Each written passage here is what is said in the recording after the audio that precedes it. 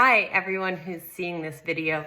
My name is Chelsea Jordan Makeley, and I'm going to be teaching for the third time this year Agile in the library for Library Juice Academy. And when I taught it last year, I recorded a testimonial about why I practiced Agile still after 5 years. And so I thought I'd do the same thing again this year and share a little testimonial about how this is still working for me, why I believe in Agile, why I think that you should maybe take this course if you are a library and information worker. So, like any good Agile practitioner, I believe in empirical process control, which is basically a way of saying continuous improvement or learning and adapting. And so in thinking about this year's course, I asked myself, what's working well, what's tricky, what should I do differently this time around? And most notably, I brought in my friend and colleague, Crystal Trice is one of my original Agile in the Library connections. We presented together with some other great people at the OLA-WLA conference in the spring of 2019. And it was magic, and we've kept in touch since then, and I've referenced Crystal's work in my other Agile classes, but this time you're going to have both of us as a resource. So particularly in week 4, Crystal and I are both going to be available for a live Zoom chat where we can talk about some of your pain points and ways that you can implement Agile in your specific library settings. So that's all good. What else will you get out of this course? Why have I been practicing Agile for, I see in my notes, it's actually 8 years now. And if I keep on, what do I hope will result? That's what I asked myself this time around. So Agile aligns with other values and lenses that I bring to life and librarianship, namely CritLib, which is critical librarianship, and slow librarianship. It aligns with Buddhist and Zen philosophy, another important cornerstone of my life. The Agile principles of just-in-time and eliminating waste are one and the same idea as the middle path.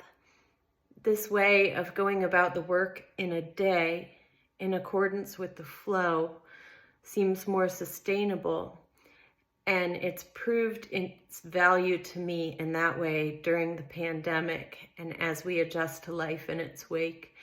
And I take it out of the library as well. I mean, even in regards to what chores I have to do and how I manage my house, my garden, all of that is about tending to the flow and brings with it a certain element of mindfulness. Agile is a culture where library and information workers are recognized as knowledge workers who deliver value early and often. So if this is true, then Agile represents an opportunity for a major shift from the past, from under-theorized spaces and neutral cultures of nice. Here, I note, cultures of nice are not very nice. They benefit people in positions of power. The stereotypical library worker of the past who was neutral and a gatekeeper and had this attitude of that's how we've always done it, that was never real. Not everybody was happy in that environment. But our library culture still reflects these legacies because we're a part of these systems that require, literally per Max Weber, a sociologist who was writing at the turn of the 20th century, and he called it loyal to the organization. Agile, however, allows us to be critical because it's unabashedly transparent.